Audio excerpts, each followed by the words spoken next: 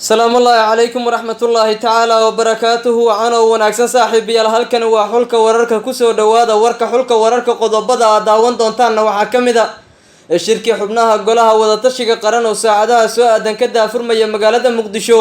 hogaamiyaha dowlad goboleedka koonfur galbeed Soomaaliya oo si qasab ah looga soo dejinayo Muqdisho iyo guud ahaan xogaha ku gadaama shirkaas ayaa daawan doonta saaxiibayaal qodobada kala daawan doontaana waxa qayb ka noqonaya baarlamaanka dowlad goboleedka Galmudug oo khilaafkii ugu xoogan uu soo kala dhaxgalay madaxweyne qoorqoor oo qarka u saaran in jagada madaxtinimo laga tuuro gudoomiyaha baarlamaanka oo la xildhibaan shaqadii iyo guud ahaan gunooyinkii ka goostay waana diin soo gudbin doonaa saaxiibayaal qodobada kale aan idiin haynana waxa qayb ka noqonaya Axmed Madoobe iyo Saciidane oo shirar siyaasadeed ka wada magaalada caasimadda ah Muqdisho kulamadaasi siyaasadeed iyo doorashooyinka siyaasadda oo laga arinsanayo waan idiin soo gudbin doonaa xogihii ugu dambeeyay ee wada hadalladaasi waxaan kaloo idiin haynaa saaxiibayaal xaaladda magaalada Boosaaso ee gobolka Bari oo wili aan lagu guuleysan wada hadalla ka soconaya dhufaysyadii dagaalada oo guud ahaan la qaaday iyo xogta ku gadaamanaya sidoo kale idiin soo gudbin doonaa qodobadaasi kuwa kale ayaa daawan doonta saaxiibayaal fadlan haddii aad nagu cusubtaan nagu soo biro subscribe saar like de share nala wadaag saaxiibada aragtadana waa inoo muhiim comment-ka nagu reeb saaxiibayaal waxaan naga xasuusinaa haddii aad joogto waqtiga salaada inaad soo gudato waajibka rabbi kadibna aad dib ugu soo laabato daawashada muuqaalkan qodobadii aad daawateen oo dhammaystiran u diyaar garooba halkan waa xulka wararka aynu ku bilownay shirka xubnaha golaha wadatashiga qaran ayaa lagu wadaa inuu ka daafurmo magaalada caasimadda ah Muqdisho kaasi oo looga arinsanayo xaaladda doorashooyinka ee dalka ra'iisul wasaaraha xukuumadda federaalka ah ee Soomaaliya injineer Maxamed Xuseen Roble ayaa lagu wadaa in saacadaha soo aadan magaalada caasimadda ah Muqdisho uu ku shir gudoomiyo shirka u dhaxeeya xubnaha golaha wadatashiga qaran oo ka dhacaya caasimadda dalka shirkan oo ka qaybgalkiisa Muqdisho u joogaan madaxweynayaasha dowlad goboleedyada Galmudug, Hirshabelle, Jubbaland iyo Puntland ayaa kaliya waxa la sugayaa madaxweynaha dowlad goboleedka koonfur galbeed Soomaaliya xogii ugu dambeeyay ayaa sheegaya in Cabdicasiis Laftagareen hogaamiye koonfur galbeed cadaadiska ugu cusra oo kala kulmay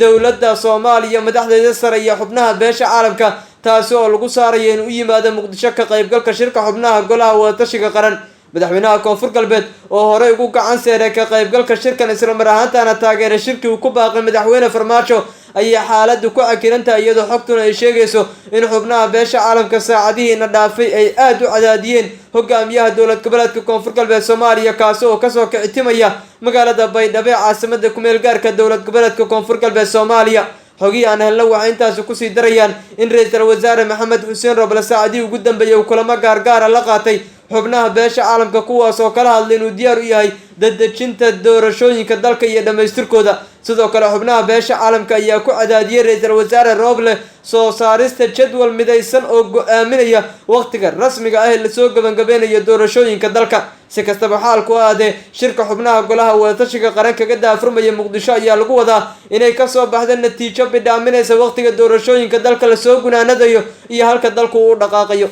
dhinaca kale markaanu eegnana saaxiibayaal magaalada Dhuusamareeb ee caasimadda dowlad goboleedka Galmudug waxaa ka taagan xaalad cakiran iyada oo gudoomiyaha baarlamaanka dowlad goboleedkaasina uu la kulmayo dhaliilo culus iyo shaqaaqooyin ka dhana sidoo kale waxaa jira dhaqdhaqaaqyo mooshin ah oo ka dhana madaxweynaha dowlad goboleedka Galmudug Axmed Cabdi Kaariyo Qoorqoor oo ku sugan magaalada caasimadda Muqdisho saddexdii maalmood ee in weedaarsatay baraha bulshada waxa aad la iskula dhexmarayay in uu soo bixi doono golaha badbaadada Galmudug kaas oo ka dhana hogaamiyaha tan majaraha u haya dowlad goboleedka Galmudug Axmed Cabdi Kaariyo Qoorqoor kaas oo lagu dhaliilay inuu aad ugu dhow yahay filla Soomaaliya waxa xaalku ay ka sii daray ka gadaal markii saacadihii ina dhaafay ay sii kordheen cadaadiska uu la kulmayo gudoomiyaha baarlamaanka Galmudug Dr. Maxamed Nuur Gacal oo kaga imaanaya xubno ku jira baarlamaanka dowlad goboleedkaasi arrintaasi kadib waxaa qasab noqotay in gudoomiyaha baarlamaanku wareegta uu la wadaagay wasaaradda maaliyadda ee dowlad goboleedka Galmudug uu sheegay in guud ahaanba gudnooyinka laga jarto 6 xildhibaan oo ka tirsan baarlamaanka dowlad goboleedka Galmudug oo uu ku jiro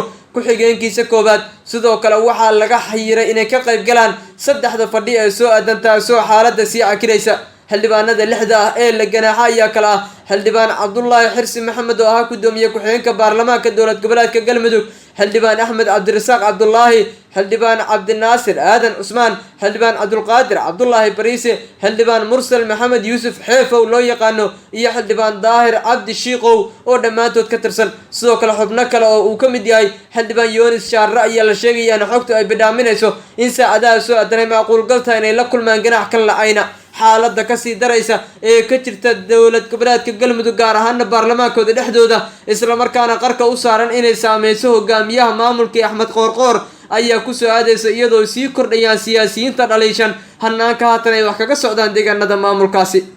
warkayga ayaad wiilaysha ku haysaana saaxiib yaal qodobka xiga markaanu eegnana hogaamiyaasha dowlad goboleedyada puntland iyo jubbaland ayaa magaalada caasimada ee muqdisho ka wada kulamo siyaasadeedyo looga arrinsanayo xaaladda dalka iyo doorashooyinka hogaamiyaha dowlad goboleedka jubbaland axmed maxamed islaam axmed madoobe iyo dhigiisa puntland saciid cabdulaahi deni ayaa saacadihiina dhaafay magaalada muqdisho ka wada kulamo kala gedisan oo ay la qaadanayaan dadka siyaasadda ku lugta leh kuwaas oo looga arrinsanayo xaaladda dalka doorashooyinka iyo qodobo kale labada xubnood habeenkii xalay waxay kulan gaara la qaateen ra-iisul wasaaraha xukuumadda xilgaarsiinta maxamed xuseen roble kaasoo ay kala arrinsadeen dadejinta doorashooyinka iyo xaaladda guud ee siyaasadda dalka dhinaca kale hogaamiyaha jubbaland ayaa maanta kulamo gaargaara la qaatay wakiilka gaarka ah ee qaramada midoobe u qaabilsan arrimaha soomaaliya ambasador james swan iyo wakiilka ama hogaamiyaha aqalka sare ee guddoomiyaha u ah cabdi xaashe cabdulaahi dhinacyadan ayuu kala arrinsaday xaaladda dalka doorashooyinka iyo muhiimadda ay soomaaliya u leedahay dadejinta iyo dhammaystirka doorashooyinka si loogu dhaqaaqo bar muuqata oo doorashooyinka dalka looga gudbo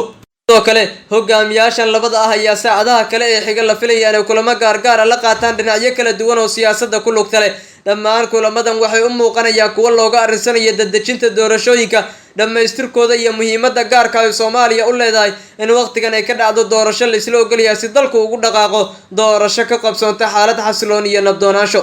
gabagabadaan kusii dhawaaneynaa saaxiib yaal wararkii ugu dambeeyay ee magaalada boosaaso markaanu eegnana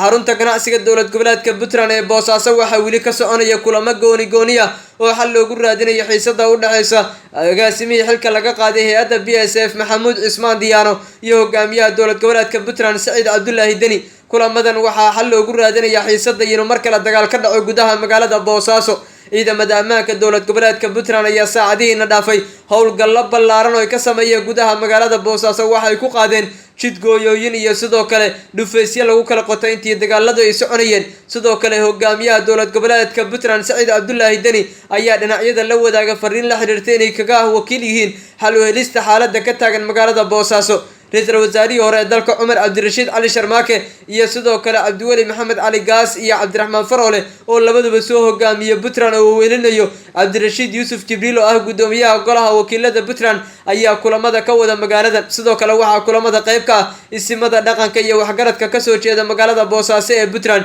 guud ahaanba kulamadan waxay u muuqanayaan kuwa wejigooda koowaad xal loogu helo xiisada waxaana sidoo kale dhinacyadu ay rajo weyn ka qabaan in xal waara laga helo xubnaha wasiirada ah ee uu ka mid yahay wasiirka maaliyadda xasan shire abgal ayaa dhinacyadan kulamo kula qaadanaya magaalada boosaaso si loo dhammaystiro xal u helista xiisada ka taagan gudaha magaalada boosaaso dhammaan xaaladahan ayaa kusoo aadaya iyada oo dagaalo qaraar 3 maalmood ay ku dhex mareen magaalada boosaaso ciidamo taabacsan saciid deni iyo ciidamo taabacsan hogaamiyihii xilka laga qaaday ee b s f ninka la yiraahdo maxamuud cismaan diyaano inkastoo xaaladu haatan ay u muuqato mid soo hagaagaysa oo xaaladu ay soo deganaanayso warkaad ka daawanaysan xulka wararka waa nagayta haddii aad nagu cusubtaa fadlan nagu soo biro nala saaxiib subscribe na dheh aragtaada waa noo muhiim share iyo comment nala wadaag nabadgelyo